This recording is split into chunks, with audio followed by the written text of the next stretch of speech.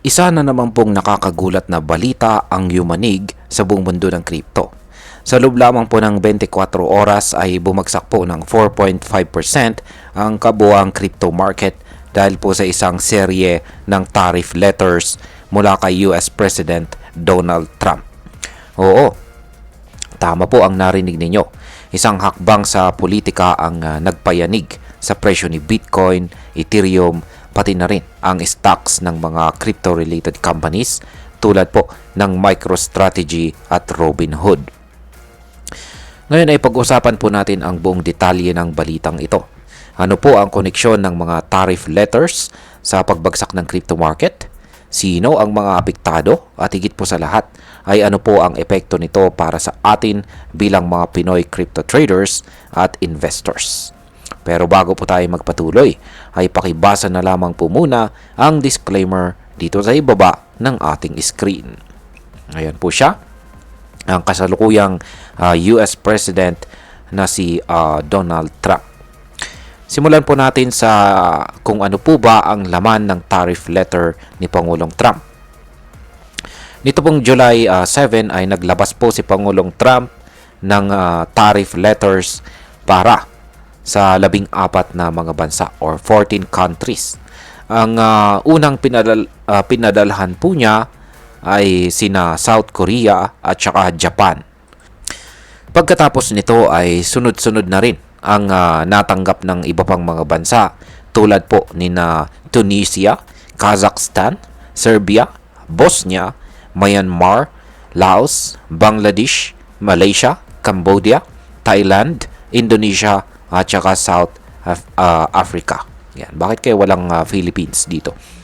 Ngayon sa mga liham na ito ay malinaw po ang mensahe. Yan. Kung yan yung mensahe rito ay kung hindi po sila makikipagkasundo sa trade deals ay magbabayad sila ng tariff o buwis sa kalakal na aabot mula 25% hanggang 40%. Ayan, nakikita po natin dito yung percentage ng bawat bansa. Ayan, yung pinakamataas is na nakikita natin dito is ang Laos. Ayan, 40%. Ayon po sa US Treasury Secretary, higit 100 countries or 100 bansa ang hindi tumugon sa unang panawagan ng Amerika para sa trade deals. Kaya inaasahan na mas marami pang mga bansa ang makakatanggap ng ganitong liham. Ngayon ay bakit po naapektuhan ang crypto market dahil dito? Kapag nagkaroon po kasi ng tensyon sa global trade, gaya ng mga tariff o buwis sa pag-aangkat, nawawala ang kumpiyansa ng mga investors. At kapag nangyari ito, hindi lang ang mga stock market ang bumabagsak, pati na rin ang mga crypto market. Si Bitcoin na kadalasang tinitingnang safe haven ay bumagsak ng 1.56% at bumaba po sa presyong $107,688. Si Ethereum naman ay bumagsak ng 1.89% at ngayon ay nasa $2,535. Pero ang pinaka-tinamaan po rito ay si Dogecoin. Halos 4.78% po ang kanyang ibinagsak. Maging ang mga kumpanyang konektado sa crypto ay bumagsak na rin. Si MicroStrategy na kilala sa malaking Bitcoin holdings ay bumaba po ng 2%. Si Robinhood naman ay nawalan ng 1% ng kanyang halaga. Ang mas matindi ay ang mga stock ng Bitcoin miners ay mas malala pa ang kanilang naranasang pagbagsak. Ngayon ay paano naman po naapektuhan ang buong US stock market? Hindi lang crypto ang nalugmok, pati na rin ang kabuuang US stock market ay tinamaan. Ayon po sa CNN, bumaba ng 422 points ang Dow Jones. Ang S&P 500 naman ay nawalan ng 49 points. At si Nasdaq ay nalugi ng 188 points. Kasama nito ay tumaas ang 10-year note yield ng Amerika sa 4.40%. Ibig sabihin ay mas mataas na mas mataas na kita ang hinihingi ng mga investors kapalit ng pagbili ng bonds dahil mas mataas na ang perceived risk o panganib. Ang ganito pong klase ng paggalaw sa market ay tinatawag na market volatility at madalas po itong nauugnay sa mga political na galaw na may epekto sa global economy. Ngayon ay ano naman po ang sinasabi ng mga eksperto tungkol dito? Ayan. Isa po sa mga kritiko ni Pangulong Trump ay ang economist na si Ginoong Peter Schiff. Ayan. Ayon sa kanya, mali ang paniniwala raw ni Pangulong Trump na ang mga tariff ay makakatulong sa trade deficit ng Amerika. Ipinaliwanag niya na ang Japan at South Korea ay may babang tariff sa mga produktong galing Amerika. Mas mababa pa sa 2%.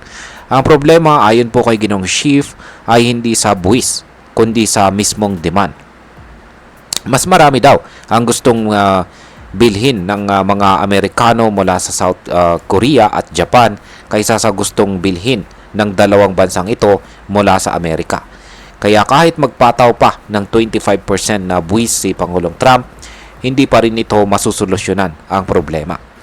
At habang bumababa ang halaga ng dolyar, mas lalaki pa ang trade deficit ng Amerika sa halaga ng dolyar kahit na mas konti na ang inaangkat nila. Ngayon ay ano po ang kasunod na posibleng mangyari sa market? Ang bagong tariff ay nakatakdang ipatupad po sa August 1. Ibig sabihin ay maaring mas marami pa tayong makitang paggalaw pababa sa market. Hindi lang sa crypto, kundi pati na rin sa stocks. Dagdag pa rito, ang posibilidad ng interest rate cuts mula po sa Federal Reserve ay bumaba na rin. Dati, nasa 90% ang tsansa na babaan ng Fed ang interest rate sa September. Ngayon ay bumaba na po ito sa 61.9% lamang. Ayon po yan sa CME FedWatch tool. Mas kaunti na po ang tsansa ng rate cuts, mas kaunti rin ang pag-asa ng mga investors na magkakaroon ng liquidity o dagdag na financial system. At kapag ganyan po ang klema sa market, mas lumalakas ang bearish sentiment o ang pananaw na patuloy na bababa ang presyo. Ngayon ay pag-usapan naman po natin ang posibleng epekto nito para sa atin bilang mga Pinoy crypto traders at investors. Unang-una ay dapat po tayo maging alerto sa mga geopolitical issues kahit pa parang malayo ito dito sa Pilipinas. Ang isa pang galaw ni Pangulong Trump sa Amerika ay maaring magdulot ng malaking epekto sa ating mga hawak na crypto assets. Kung halimbawa ay meron po tayong hawak na Bitcoin or Ethereum at bigla po itong bumagsak dahil sa external factors tulad po ng tariff, maaari tayong malugi kung hindi natin na-manage ang ating risk. Kaya mahalaga po ang risk management at hindi po tayo basta-basta sumasabay sa hype. Pangalawa, dapat po nating bantayan ang galaw ng market sa susunod na mga linggo, lalo na't papalapit na ang pagpapatupad ng mga bagong buwis. Maaring magkaroon pa ito ng mas malalim na epekto sa presyo ni Bitcoin at ng iba pang mga altcoins. Ayan. Bilang panghuli ay ang masasabi ko naman tungkol dito ay para sa akin ang pangyayaring ito ay isang paalala na ang crypto market ay hindi hiwalay sa mundo ng politika. Sa totoo lang ay kahit pa decentralized si Bitcoin, hindi po siya immune sa mga global policies. Ang isang liham mula kay Pangulong Trump ay kayang magpabagsak ng buong market. Kaya kung isa ka pong trader, kailangan mong tingnan hindi lang ang charts kundi pati ang balita, ang ekonomiya at ang politika. Kung isa ka namang long-term investor, dapat handa kang harapin ang ganitong mga panandaliang volatility at hindi po agad natitinag. Kaya sa dulo po ng lahat, ang tanong ay handa ka ba? At ayan, hanggang dito na lamang po tayo sa video na ito mga ka-crypto. Marami pong salamat sa panonood. Ingat po tayo lagi at God bless po sa ating lahat.